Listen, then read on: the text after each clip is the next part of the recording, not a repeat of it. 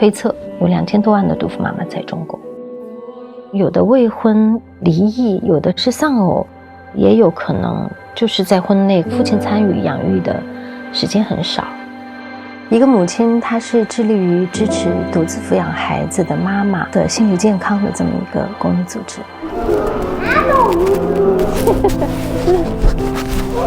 六六，把你的包包给妈妈。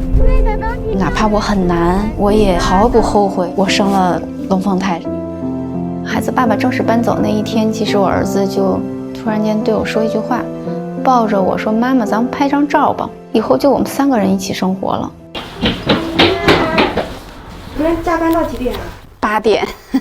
我去的时候在幼儿园哭一鼻子了都，2个人都哇哇的在那儿。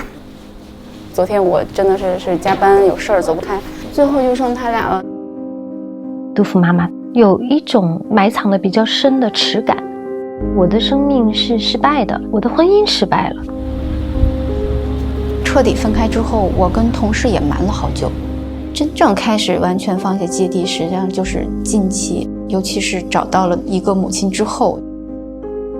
我们一旦去陪伴他们，重新审视自己的处境，你那么有勇气，你一个人应付那么多事情，你这么有智慧，这个东西可能就不见了。哇，要美！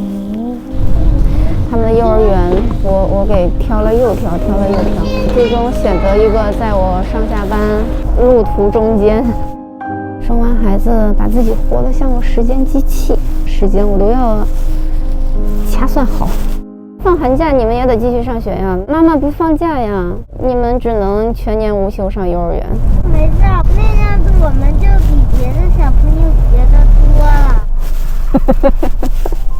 我们有300多位义工，光是律师就有100多位，有很多离异的妈妈，她们完全不知道怎么保护自己。然后理财专家、咨询师为妈妈提供心理支持，1对1的咨询，完全免费。线上呢，我们有超过30个社群。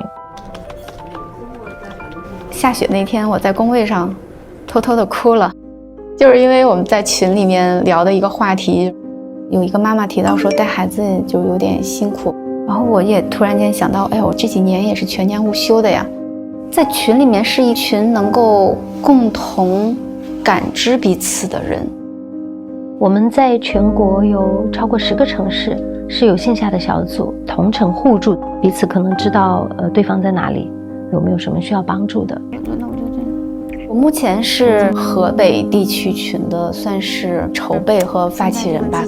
我今年手机坏了，拿到新手机设置手机的时候，我不知道紧急联系人那一栏该填谁。我是希望如果就是有这个组织，我们聚到这一群人之后，我真的可以建立除了亲情之外的另外一种感情，互相支持着走完这一段就是可能人生中稍微有一点难的这个路程。16年一个母亲，这件事情已经做了2、3年的时间了，也是很机缘巧合，然后我自己成为一个毒妇母亲。我3岁以前都没有离开过她，起码错过了4、5部特别好的大制作的音乐剧。这个戏里面我去应征的这个角色就是一个毒妇妈妈。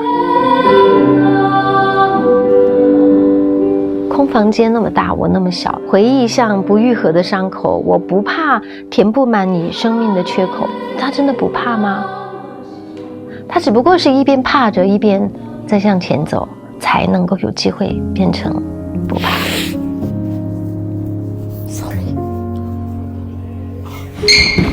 这样。对，想想办法去。我是希望我不要1周5天都把孩子托管到那个幼儿园，1周有3天，老师帮着送到体能那边，小孩子蹦蹦跳跳的，身边又有人，我还给安排了英语课。我就是想让他的时间充实起来，不让他在那个漫长的等待里，让他觉得自己是不被爱的。周末我就会提前炖点牛肉啊，分装起来，比较简单，拿出来一袋，加点水就是一顿饭了。现在的话就是那我一个人挣钱3个人花呀，刚好够日常吧。其实并不是很多，但是说实话，抗风险能力非常非常低。看有那么多低收入的毒妇妈妈，月收入不足4000，为什么？他们真的是没有能力吗？不是啊，是为了家庭前些年牺牲太多了，带着孩子又需要从零开始的时候就太难。会有量级的。对于那些收入很低的独父母亲，我们的机构能力非常有限。我们希望更多的人和机构组织可以一起来支持独父妈妈。比如说，我们可以在全国各个城市落地一个母亲的托管站，在他们没办法带孩子的时候，把孩子送过来，而且还很放心。支持推动摇篮的手，就是支持整个世界。从你出生那一刻起，妈妈就爱上你了。你帅气健康时，我爱你；你生病变丑时，我也爱你。没跟你在一起的时候，爱你吗？爱你。